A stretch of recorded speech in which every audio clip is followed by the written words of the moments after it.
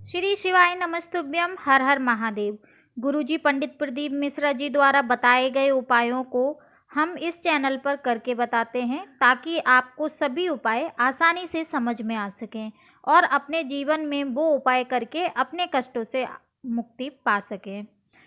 तो आज के जो मुख्य उपाय हैं वो बहुत ही ज़्यादा स्पेशल हैं, बहुत ही ज़्यादा विशेष उपाय हैं, क्योंकि शरद पूर्णिमा साल में एक बार ही होती है और शरद पूर्णिमा के दिन पड़ रहा है चंद्र ग्रहण।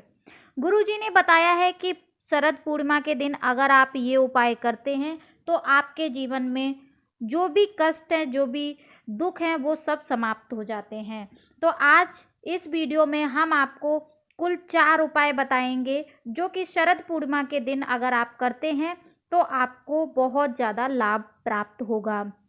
शरद पूर्णिमा के दिन चंद्र ग्रहण पड़ रहा है। चंद्र ग्रहण पड़ रहा है 1 बजे, रात के 1:05 से 2:24 तक।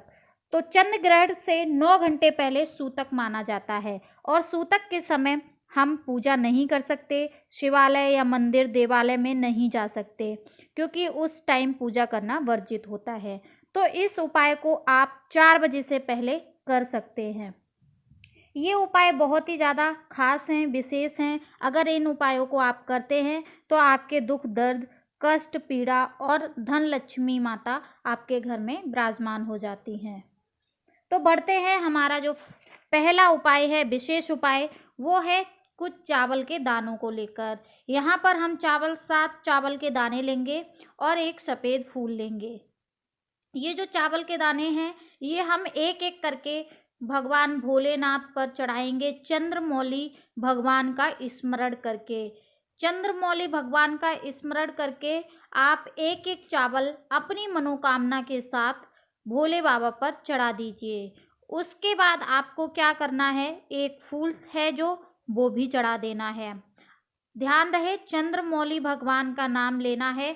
चंद्रमौली ले सकते हैं, नहीं तो आप चंद्रेश्वर भगवान का भी नाम ले सकते हैं। फूल अर्पित करने के बाद आपको थोड़ा सा जल लेना है तांबे के पात्र में और वो जल भी आपको यहाँ पर अर्पित कर देना है। फूल आप तांबे के लोटे में डालकर आप इस तरीके से वीडियो में देख सकते हैं। ये उपाय बहुत ही आसान है और आप सरलता से कर सकते हैं। तो ये हमारा पहला उपाय था। अब बढ़ते हैं हमारा जो विशेष दूसरा उपाय है उसकी तरफ। आपको लेनी है एक बेलपत्री और एक अक्षत।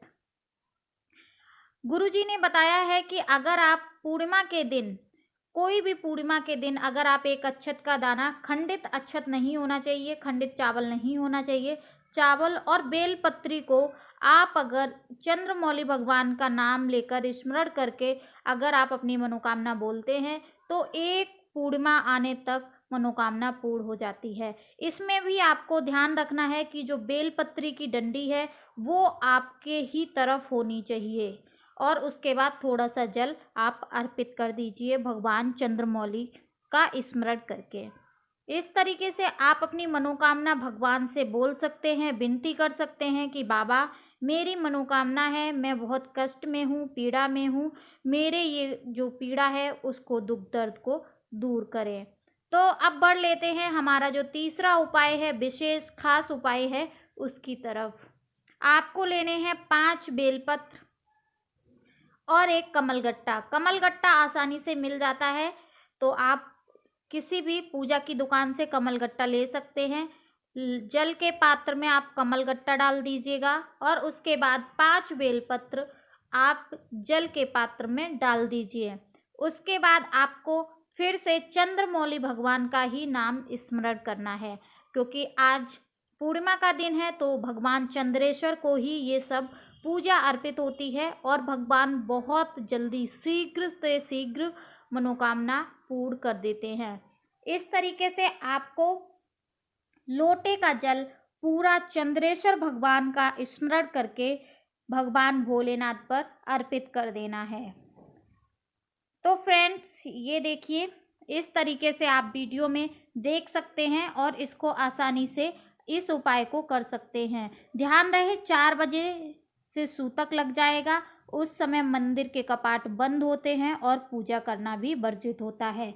उससे पहले अगर ये उपाय कर लेते हैं तो आपके जीवन में जो भी कष्ट है, जो भी पीड़ा है, वो सब भगवान भोलेनाथ हर लेते हैं और आपको जीवन सुख में देते हैं, धन संपदा वैभव सब आपको प्रदान करते हैं। इस तरीके से आप अपनी मनोकामना बाबा के सामने रख सकते हैं और आपकी मनोकामना जरूर पूरी होगी। अब बढ़ते हैं हमारे विशेष उपाय की तरफ। हाल ही में जो कथा हुई थी, शिव पुराण कथा नागपुर महाराष्ट्र में, उसमें गुरुजी ने बताया था कि जो शिवलिंग होती है उसके और अशोक सुंदरी के बीच में जो जगह होती है उसमें 64 योगिनी, माता पार्वती की योगिनी 64 योगिनी का वास होता है। तो यहाँ पर अगर आप श्री शिवाय नमस्तुभ्यम का जाप करते हुए अपने हाथ का स्पर्श करते हैं तो आपके सारे कष्ट प्रदोष काल में, प्रदोष के दिन अगर आप ये उपाय करते हैं तो आपके सारे कष्ट दूर हो जाते हैं, सारी पीड़ा दूर हो जाती है और इस उपाय को आप हर रोज भी कर सकते हैं। तो ये खास उपाय है। अब बढ़ते हैं हमारा जो विशेष उपाय है, लास्ट उपाय है, अंतिम उपाय की तरफ।